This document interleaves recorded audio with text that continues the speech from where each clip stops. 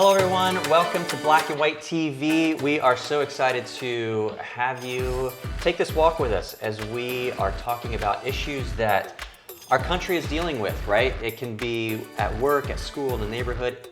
Often it's under the same roof, so often right now, because we all have access to the internet and information, it's easy to have even a divided house right now because people are tapping into information and coming up with different conclusions, and that can sometimes lead to rifts. And so what we're trying to figure out as uniters is, what does it look like to find unity among opposing viewpoints? What does it look like to take a subject matter that is clearly causing enormous chaos and struggle in relationships, and flip it and use it to find unity? So that's what we're doing. My name is Sean Cooper. My name is Jamila. By Jamila. You can call her Jay. I call her other things I can't say wow. right now. Wow, unity. So Jay, let's talk about this new series that we just jumped into. The new series, I heard someone say, la la la la. You got that? Yeah. Big Hero 6. I've never heard somebody say that. You never heard anyone say that? You need to watch Big Hero 6. Yeah. Big Hero 6. Aww. So yeah, basically, it's that whole idea of you just start talking to somebody and they're like, yeah, I heard somebody say, and then all of a sudden, or they say, right, and then you share, and you've not checked it, you have no idea what, but it sounded true. It sounded true. Or it didn't sound true, but it just made you feel good. Yeah. And you're like, dang it, I'm going to promote that now. Yes, purple unicorns put it on a shirt. are real. Yeah. I heard someone say I'm going to hand out flyers. That's what I believe now. So it's a thing. Yeah. Yeah. Okay, so we were talking about how one of the ways that some of these things get perpetuated are kind of like urban myths, You heard it in a movie. I heard it in a movie. And that sounded real. Yeah, it was a lyric in a song, and it has to be true. Right, it must be true. It sounded good. So you found a really fun article that kind of got into some of that. Do you have a few of those I examples? have some of those. All right. Wait, some of them might be too morbid. Let's let's just do it. You know what? It's a Simpsons picture here. You should put a severed body part in ice. I actually love this one. You love it? Yeah, oh, yeah. Sean, Because that's it's practical. weird. Why are you using love on that one? You might meet. I actually know people who've like fingers. They've lost digits. And that they do that. And people are panicked. They're like, "What do we do?" Yeah. And you know what they do? What? They put it on ice. That's what they did. Because that's what they've heard. What are you supposed to do? So it says, if you were to actually get your finger cut off, the American Academy of Orthopedic Surgeons warns against putting it directly in ice, as this could just damage it further. Instead, you should cover the amputated part in moistened gauze wrap. Place it in a watertight bag and place the bag on ice in a sealed container or in another watertight bag. Yeah. You're welcome, America. It's helpful. It's helpful, though it gets a little technical. Like, what's actually happening, because this is what I know, is I know two people that this has happened to. A guy, he was on a lake. What was he, wakeboarding? And a rope wrapped around finger and popped that finger right off. No, Sean. But they were able to find it. Now, see what the problem with that article? The problem with the article is it's like, get gauze. And you're not thinking about that at the moment. Gauze. You're just grabbing the finger, and there's some ice chest right there, and you're throwing it on there. I think what they should have done is make it a little more practical. Like, at least grab a napkin, because you're not going to have gauze probably. Right, Unique? Unique? A t-shirt. Yes, don't put it right directly on the ice. So that's you guys the are point. very practical. But there's other ways to do this, okay? Okay, here, I actually have one. Yeah, you're welcome. You're welcome, America. I actually like this one because it's become so popular. It's literally on t-shirts because of the show Ted Lasso. But the urban myth is that goldfish only have a 3-second Yes. memory. We talk about students that way. We're like, their attention span is that of a goldfish. Yeah. Right. When in actuality, Talk about it. we've just given goldfish a bad rap. Shaming them. They actually, there's evidence, there's studies that it's been debunked. Ooh. And that they actually have a 3.2 second. No, I'm just kidding.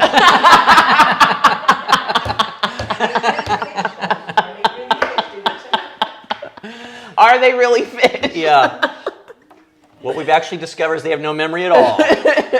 But so come on. Wait, are you going to say the truth? I mean, the truth is that they have upwards of several months. Several months. So, like me. Now, how these people figure this stuff out? Right. No, they talk to the goldfish. Gosh. They talk to them in depth. I know. So, anyways. No, that's a good one. Yeah. Okay, so this So one. quit bashing the goldfish. Yeah, sorry. Not that dumb. I actually have a t-shirt. No, I'm just kidding. I don't have a t-shirt. But yes, thank you for sharing that. Yeah, Okay, here's one. This is from a movie that I thoroughly enjoy. So you're going to have to name that movie, Sean. You ready for this? Okay. Oh gosh, I'm getting a call. The average human head. Oh no. My ring is stuck to my mic. The average human head weighs 8 pounds. Yeah. What movie? Jerry Maguire. Oh, wow. Such That a was good good. movie. Your wife is very proud of you right now. Okay. She nodded so hard for that. But okay. here's the problem with this is sort of the point that we're talking about. Is there a problem with that? Because he was adorable. He was adorable. His head looked bigger than 8 pounds. Stop! That kid had a big head. Wow. But listen, like body the problem. shamed the child. So the problem with it is it's basically saying no, it doesn't weigh. Some people's heads do weigh 8 pounds. So it can be a yes, but it might be that the average is what's the average poundage? It said, while a human head could theoretically weigh just 8 pounds, most Okay. do not. All right. Okay, according to the GW osteopathy, your body is actually holding up a head that on average weighs around 11 pounds. Okay. 11. All right, we'll do one or two more. Did you know that you swallow 8 spiders a year while you sleep? You know where I got that from? A Snapple cap. Remember back in the day, the Snapple caps? They would give you some random fun facts. Is that not true? Well, listen, I hope it's not. I feel like people switch these out because I've heard it also like cockroaches, like people. No, I did Yeah. not hear cockroach. Yeah. Sean, no. Jay, Sean, I'm pretty sure you eat Sean, more than 8. you are not going to use that language on this show. We're not using language. Yeah, but it's actually not true, though. Thank it's cool. God. I mean, it No, it's sounds not amazing. cool. Thank Yeah. God. So okay, it's plausible that you could swallow a spider in your sleep. It's not likely, nor is there any factual evidence. So where did it come from? I don't know. I mean, spiders just get a bad rap. Like the whole urban. Like, did you hear about the lady that was in line? And What's that? and she scratched her neck, and all the like spiders No, popped I have out not heard of that like one. eggs on her neck. No, I've heard it in mouths. I heard it in tongues. See, I mean, it's all out there. Those poor spiders. Poor spiders. All right. Poor poisonous spiders. All right, do you want to do one more? Okay, let me see if I can find a really good one. No, that's not good. That's sad. Oh, this is a nice one. Okay, this is a rom-com. Let's see if you guys can find this one. Brown M&Ms are healthier than other colors. Come on. I mean, it's the a only- rom-com. Matthew and J-Lo. Yeah, I don't know. You wouldn't. Yeah. What is it? Not the Maid in Manhattan. It's around that time. Come on. She's planning something. Yeah. Name that movie. We're playing charades or We're playing Taboo. We're playing taboo. Yes. So in that movie, he was saying that he would throw away all the color M&Ms because he believed that the brown ones have less like artificial coloring in them. And the thing is, it does sound kind of plausible, right? Like it's the brown M&M chocolate's brown. This makes sense. natural. Right, it's natural. Although it's not. But although it's not, all M&Ms have a candy coating, even the brown ones. You can cut them in half and see that all of the colors have a white inner coating, meaning they all include artificial coloring. I'm sorry. Do you know what's true though, and not urban myth, is M&Ms melt in your hand.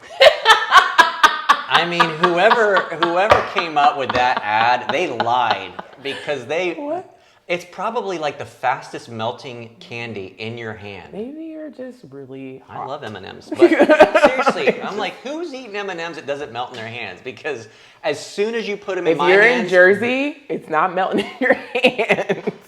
It's too cold. Yeah, it's too cold for that. Yeah. So that's probably what it is, Sean. You need to calm down. Whatever. Okay, so last week we did ask people to send in anything that they might suggest that they've heard. Yeah, so we asked our team, like our Uniter team, to share some things, and then we're asking our peeps here. Right, so please keep sending in any ideas of things that you've heard along the way. Yeah. So our friend Yvonne had a great point where she was asking this question: how do you find commonality and unity when the opposing view of someone is actually dehumanizing a segment of the population? It's a really good question. Yeah. Not easy. So she heard someone say dehumanizing comments of like, these people should not have the same rights, like those kind of things. Right. Like that kind of thing. Right. The follow-up, the example was, headlines that would say something like Mexican immigrants are, and you can fill in the blank, they're criminals, they're drug lords, they're rapists, they're whatever. And so when you have somebody, this is the way I see it, which is very real. It's somebody they'll grab an article that with a headline like that, and they'll attach that article link into their social media feed. And often they won't make a comment, maybe because they're either afraid to, or they just want the article to kind of speak for itself. Yeah, like you repost. There's a lot of reposts. Yeah, and you're on the one hand trying to distance. It looks to me like you're trying to distance yourself from the topic, but you're not. You're like advocating. I don't feel like there's a distance at all. Yeah. Yeah. Well, there's different levels. I get what like you're some saying. people will go right out and bluntly like, see, this is exactly why I feel this way. Right. So talk about that, Jay. Like, yeah. And again, one more caveat. Everybody struggles with these types of things. For sure. This is not one political side does this more than the other. Yeah. Both sides do it equally terribly. So what do you say to that? Okay. How do you find commonality and unity when the opposing view of someone is actually dehumanizing a segment of the population? Yeah. So, I mean, we've seen this throughout literally American history. That is a whole thing. And not just American history, right? Like there's other countries and cultures who do the very same thing, where it's you can oppress a whole community of people because you see them as less of a people, right? Kind of a thing. They don't deserve XYZ because of, and then you have to give all of the various reasons why these people deserve less than, or they are less than because of, all these things. And again, if we stay there and we just say, okay, let's not engage with people who are too hard, too aggressive, too disgusting, whatever you call those people, then we won't have movement towards any kind of unity. So like, if you think about some of like the most popular movies, like for instance, The Best of Enemies, that movie where Unique, if you remember their names. It was Taraji P. Henson who was like starring in that movie, but it's based on a true story. The friendship that happened was with a black woman and a KKK Klansman, Played by Kevin Costner. Oh my gosh, for real, he did good. And he was like a leader in the KKK. Klansmen, you know, and it was someone who came into that community who like engaged speaking to this person who doesn't see them as a person, and was showing kindness and speaking to them of like, we need to talk about, you know, some issues and things like that. And it was super hard. And I'm sure, you know, the movie only gives you a glimpse of like what really happened, but ultimately, like, it's that kind of stuff that we have to do that's like, that feels wrong and it's counterintuitive and it doesn't feel natural because it isn't. And it's even harder to lean into people who are overtly saying you are less than a human. And sometimes it's like the people that they say are less than a human that actually changes them the most. You know what I mean? So like if you already thought, let's say you were like, I hate blue people and blue people are stupid and they are da da da da da. You have all your confirmation bias, you find things that make that true, da da da da, and then you actually meet a blue person who doesn't fit all the things that you thought about blue people, right? Or was confirmed with friends and videos and all those kind of things. And this blue person knows that you think this about them and they still speak to you with dignity and respect and kindness, no matter how you treat them. Those kind of things are the things that have penetrated people's hearts and minds. Like, I believe that relationship and education and the arts tend to be some of the most like uniting things that have ever come. Because when I look at those kind of things in history of like things that have changed people's hearts and minds, the people who were the most callous, the people who were the most aggressive, the most whatever, when they actually meet people from the places that they hate, the communities that they hate, when they actually like engage with that person, it changes everything. And again, it's not easy because again, if you're telling me that I'm less than a human, why would I speak to you? You know what I mean? Like, why would I even engage you? But if I can see something beyond this moment, which is that of like, if you actually meet me, you're less inclined to continue this narrative that you've created. It doesn't always work, right? But if you think about some of the most powerful moments in our history, that's the story.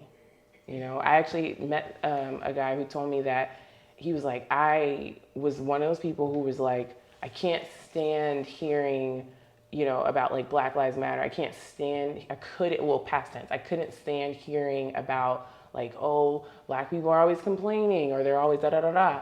And then he had to, for work, mandatory take like a diversity, equity, inclusion class.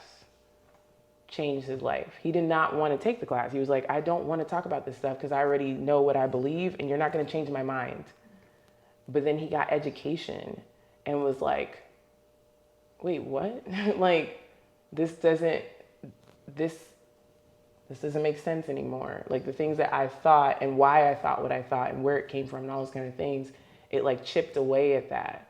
You know what I mean? And it's not like, now he knows everything, but it opened up his heart and his mind to be like, I was wrong, you know? So yeah, as hard as it is, that's the work of a uniter, you know?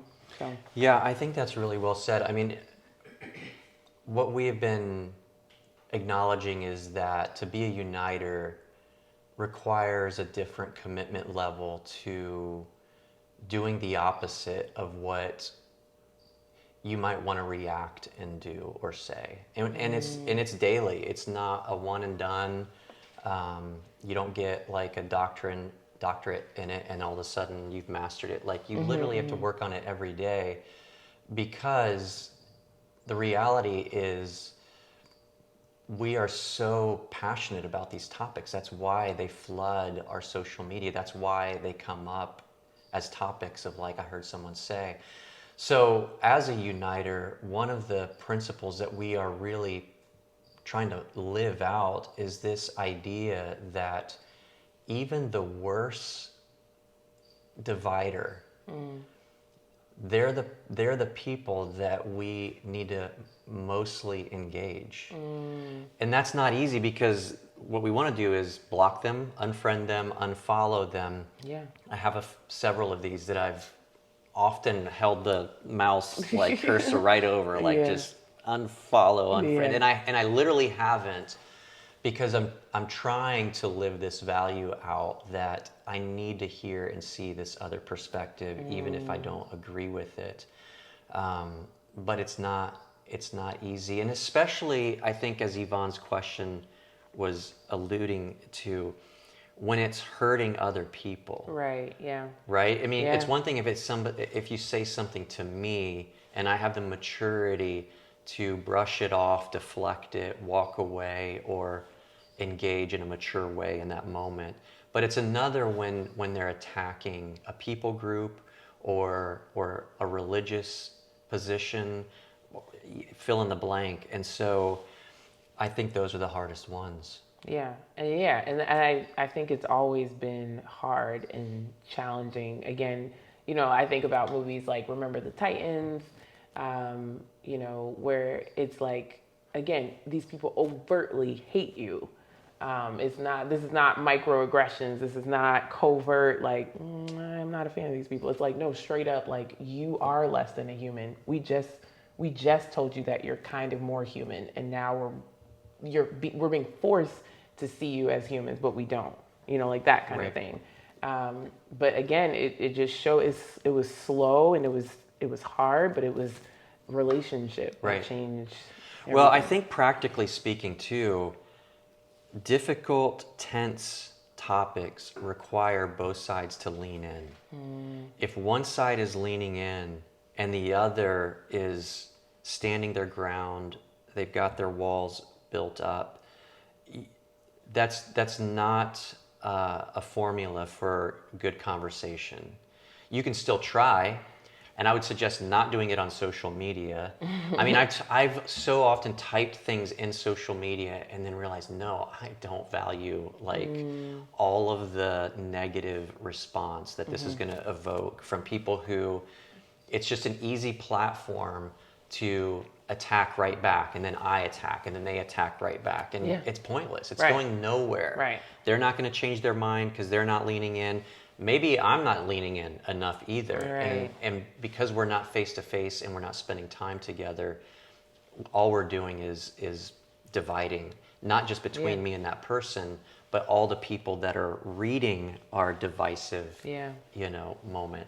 I think one of the things that this class that I took in 2020, the Cornell Diversity and Inclusion, it talked a lot about not just microaggressions, but microaffirmations. So I think one of the ways, obviously like a microaggression, it refers to kind of subtle ways that we're showing dominance. And that can happen by even linking an article, that we're advocating or promoting. Microaggressions often are like, you're putting yourself in a position of higher authority, like you know more, you're an expert, you've read more, therefore I'm right in what I'm about to say. And it can be subtle, but it's actually, it has a way of undercutting somebody who's in a lower status. And that doesn't necessarily mean minority. It means somebody who has less education, someone who you just think has less EQ, IQ. You are positioning yourself above them. And so microaggressions, they build up in the workplace. They obviously deteriorate staff morale. Microaggressions are the type of things where in meetings, you have somebody who's in a position of power who is listening intensely to 2 or 3 people in the room, and then their body posture is not listening to others in the room, right? And so that happens. But micro affirmations is the thing that we've got to get really much better at, especially in social media. What's a micro affirmation? So it's similar. It's sort of an antidote to microaggressions. They are also small gestures, but I'll first speak to it in terms of like when you're with somebody. Micro affirmations have a lot to do with body posture. So when you when you're looking at someone as they're speaking, you know, that's a micro affirmation. When you nod to show that you actually are paying attention. When you turn yourself to someone rather than kind of lean and posture yourself away. When you put the phone away instead of having it even on the desk with someone. Those are all micro affirmations. I like micro affirmations. Yeah. And then what that does, again, like take it to the work culture, because a lot of what that Cornell study was really doing is when you build a culture of micro affirmations, you start getting more productivity, more positive creativity, more innovation from your team. Yeah. So the problem is in a workplace, when you have micro aggressions, you then have people shutting down. I know I'm not going to be heard. There's no accountability for ideas being followed up with. No matter what I say, this other person is going to be, their idea is the one that's going to be not only heard, but even if I give an idea and they do it, often a microaggression is that the credit goes to somebody else. Well, when you flip that and you create a culture in the workplace of micro affirmations, well, so think about this. When you have those microaggressions happening, let's say you have a staff of 10. I mean, these are people that you've hired because you believe they're your best for your company, and you need your best from them. And then you start chipping away at their identity, their sense of belonging, their sense of contribution, their value to the company, their value in that meeting. Then those micros become macros. Then what you do is you've got people who want to leave early. You know, they're looking for ways to shortcut, you know, and take a longer lunch. They're not thinking about work ever when they leave home because there's no motivation for it. When you flip that though, and you've created all those micro affirmations, what it shows, and there are studies, I know we laugh about how studies show, but with Cornell, they literally have tracked at a high research level the productivity level that increases. And so not only do you have healthier, emotionally, mentally, socially engaged employees, you then get more productivity, your bottom line increases, you make more profit. And you have people who skip lunch because they're so into what they're doing. Not a good idea. You know, they stay later. You know, when they go home, they put in extra time, even if it's not paid, because they've been heard. They feel a belonging to that mission. So sounds like humanized. That stuff really makes a difference. Yes, and I can attest to that. Like in my own research of they would say like people leave people, not places. And so if you're not seen, heard, and honored, that makes sense. And I just want to just circle back to that Yvonne question of just like, you know, what is like, I'm thinking about people who have said they were on the other side. They were the person who was like aggressively dehumanizing groups. And what happened to them sometimes was like the chipping away was people leaning in who were from the groups that they were oppressing, who were showing them that they were listening and actually trying to understand them before asking to be understood. You know what I mean? Like, and that, again, like, it sounds crazy, but that's the kind of stuff that works because, again, the inverse doesn't, right? Like, if I attack and then you attack back, like, you're just, you know, or if I attack and you shut down or you peace out, you cancel, whatever the case is, there's no movement there either, right? So it is that of like, I'm going to meet your hate with love that doesn't make sense. Right. That's, I know. It's not easy. It's not easy. Okay, so yeah, thank you so much for watching. Thanks for listening. Thanks for leaning in. Yeah, make sure you like, subscribe, share, do all those things. It helps us immensely Donate. to spread the word, and we're looking for a movement of uniters. And so if you love not just what you're hearing, but this is a cause that you're passionate about, share it with other people, invite other people. And let's see how our workplaces, our homes, our schools, our neighborhoods, ultimately our country. You know, we talked about this, we're fast approaching another election. It's gonna come before you know it. And we have an opportunity to either divide further or find ways to humanize and lean in, pay attention, and use something like an election, which has very little positive history, to turn that and say, no, this is a time where we need to unite as a country. So let's do that. Yeah. We'll see you next time. Bye. Bye.